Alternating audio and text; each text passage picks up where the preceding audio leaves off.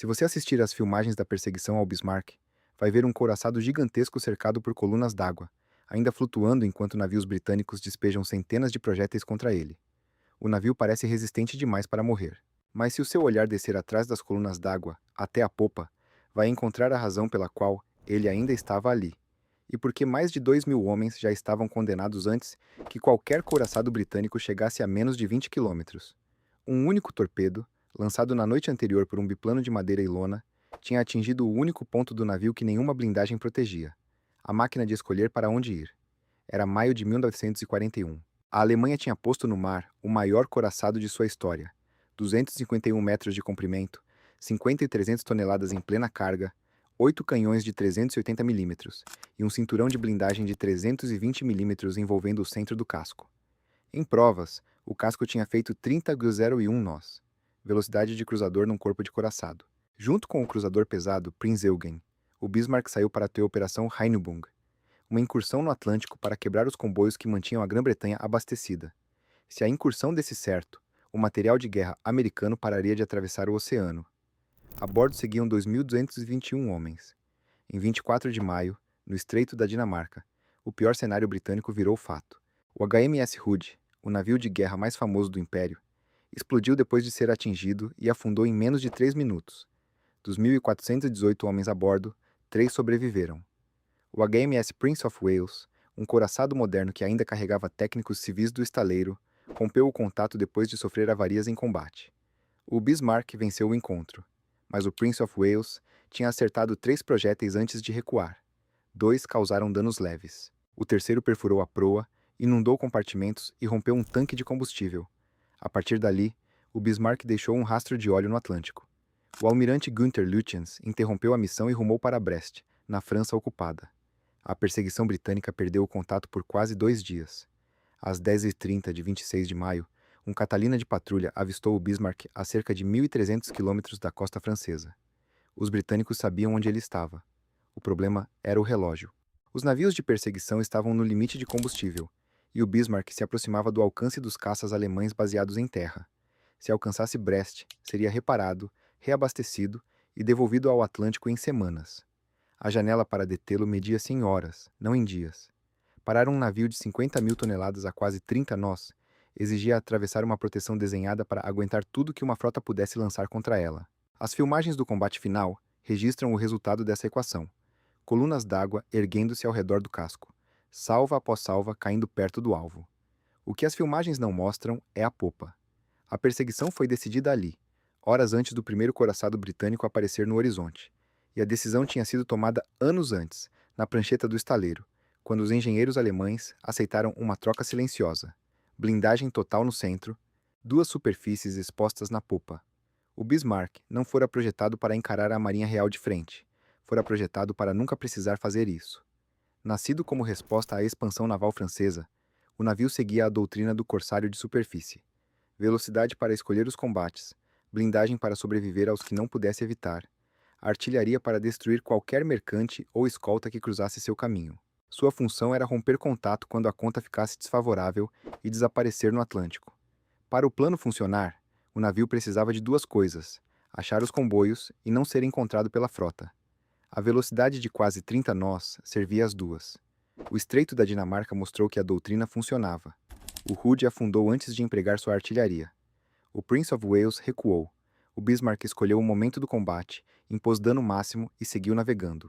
Os 3 impactos que recebeu doíam: proa inundada, óleo vazando, mas nenhum ameaçava afundá-lo. Em Brest, o navio estaria operacional de novo em semanas. A proteção que sustentava essa doutrina cobria o que importava. O cinturão de 320 milímetros abraçava a cidadela central, salas de máquinas, câmaras de munição, geradores. A compartimentação interna isolava inundações ponto a ponto.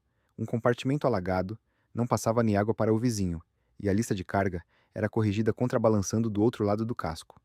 Um torpedo que batesse no cinturão produzia dano local, e a noite de 24 de maio provou a regra. Um Swordfish do HMS Victorious penetrou o fogo antiaéreo, lançou seu torpedo e acertou. O efeito foi superficial. O gigante seguiu em frente como se nada tivesse acontecido. O torpedo tinha batido no lugar errado.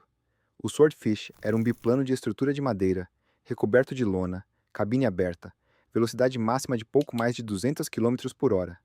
Naquela noite, enfrentou o couraçado mais poderoso da Alemanha e voltou sem perder uma única aeronave.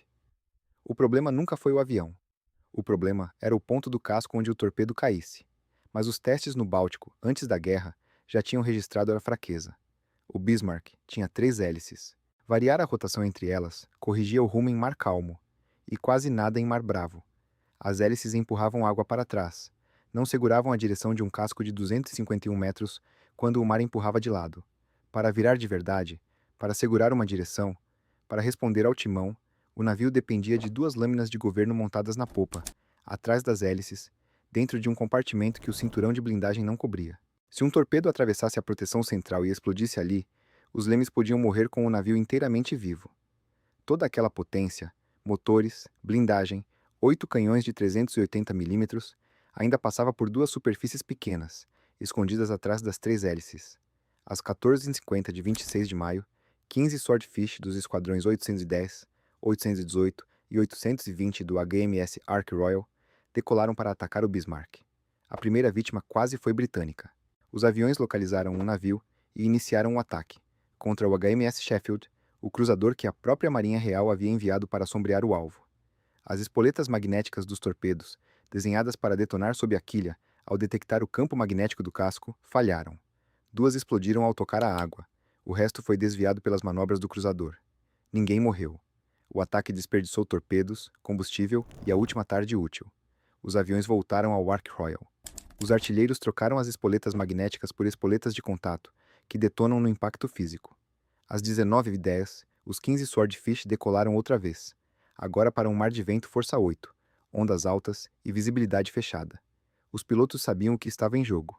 Era a última chance antes que o Bismarck entrasse sob a cobertura dos caças alemães. As condições que empurravam os biplanos empurravam também o Bismarck, e tornavam impossível governar um navio daquele tamanho com truques de hélice. O novo ataque começou por volta das 20h47. Os Swordfish vieram de direções diferentes para dividir o fogo antiaéreo, cada um mergulhando na mesma parede de traçantes e voltando para a escuridão. Cada avião carregava um torpedo único. 2 impactos são aceitos pelos registros do combate. Um na região de meia nau, de dano limitado, o outro na popa. A explosão junto à popa abriu o compartimento do governo. A água entrou, a pressão hidráulica caiu e os lemes travaram. Não travaram a meio, o que ao menos teria deixado o navio seguir reto. Travaram defletidos a cerca de 12 graus a bombordo. Com os lemes presos, cada giro das 3 hélices empurrava o casco para a esquerda. O Bismarck passou a descrever um arco lento e constante, de volta ao noroeste, na direção oposta a Brest, na direção dos couraçados que vinham. O Sheffield, que ainda sombreava o alvo de longe, acompanhou o rastro de óleo curvar para longe da França, noite adentro. As máquinas continuavam inteiras. Os eixos giravam. Os engenheiros tentaram a única correção disponível: mais rotação de um lado, menos do outro. Em mar calmo, o expediente deslocava o rumo alguns graus. Com vento força 8 e ondas empurrando 50.000 toneladas de forma irregular, o efeito se perdia a cada vagalhão. O navio não obedecia. Às 23h40, Lütjens sinalizou ao Grupo Oeste, o comando naval alemão em terra: navio ingovernável, lutaremos até o último projétil. A mensagem não anunciava que o casco afundava nem pedia resgate. Anunciava que os canhões seguiam intactos, que a tripulação seguia em postos e que a fuga tinha terminado. A rota para Brest não fora fechada pelos couraçados britânicos, nem pelo bombardeio que viria na manhã seguinte. Fora fechada por um torpedo que encontrara o único ponto do casco onde a blindagem não protegia, o que o navio precisava para escapar. O Bismarck ainda tinha motores, canhões e homens. O que não tinha mais era escolha. A última chance de recuperar essa escolha estava num compartimento alagado na popa. Durante toda aquela noite, enquanto destroyers britânicos circulavam ao redor, homens do Bismarck desceram para dentro do casco, com lanternas, por escotilhas que davam para passagens já meio inundadas. O trabalho tinha uma definição simples: chegar ao compartimento do governo, inundado e escuro, e devolver movimento aos lemes. Os engenheiros a bordo consultaram por rádio a Blohm em Voss, o estaleiro de Hamburgo que construíra o navio. As respostas que voltaram não traziam milagre. Libertar os lemes por dentro exigia trabalhar submerso, com a pressão da água empurrando contra cada ferramenta e cada homem, no escuro, com o navio inteiro estremecendo cada vez que um torpedo de destroyer explodia perto do casco. Ferramentas escapavam das mãos. A água fria tirava a força dos braços em minutos. Cortar os lemes com cargas explosivas era possível no papel, mas as cargas ficariam a poucos metros dos eixos das hélices, a última máquina que ainda funcionava a bordo. Uma demolição errada mataria a propulsão junto com o governo. A ideia foi abandonada. Ao redor do navio, 5 destroyers sob o comodoro Philip Vian fizeram 10 aproximações durante a noite e lançaram 16 torpedos. Nenhum impacto foi confirmado. Vian sabia o risco daquela escuridão. Horas antes, um cruzador britânico tinha sido quase torpedeado pelos próprios aviões aliados. O número sozinho engana. Cada aproximação acendia o alarme, colocava a tripulação em postos de combate e obrigava holofotes e canhões a funcionar. Os reparadores largavam o que faziam e esperavam a onda passar. A noite que podia ter sido usada para consertar o que ainda era consertável foi consumida em alerta. Às 08h47 da manhã, de 27 de maio, o Rodney abriu fogo a cerca de 20 quilômetros. O King George V acompanhou. O Bismarck respondeu a 08h50, e a segunda salva enquadrou o Rodney. A artilharia seguia precisa. Os observadores ainda liam à distância. Mas a plataforma girava sem controle. Cada tiro partia de um casco que descrevia arcos lentos, sem rumo estável, impossível de regular. Quando os couraçados britânicos surgiram no horizonte, a fuga já tinha sido retirada da batalha. A 0902, um projétil de 406 mm do Rodney varreu a superestrutura dianteira. A direção de tiro principal foi destruída, a ponte foi atingida e grande parte do comando morreu ali. A direção de ré, o sistema de reserva, caiu em seguida. A partir dali, o Bismarck continuou disparando sem olhos e sem voz, um navio que atirava no escuro. Em cerca de 100 minutos, Rodney e King George V dispararam 719 projéteis de bateria principal. 380 de 406 mm, 339 de 356 mm, e mais de 1.000 projéteis das baterias secundárias. Os cruzadores Norfolk e Dorsetshire somaram fogo. O número de projéteis disparados impressiona, mas o registro é honesto. Foram centenas de salvas lançadas, não centenas de impactos comprovados no casco.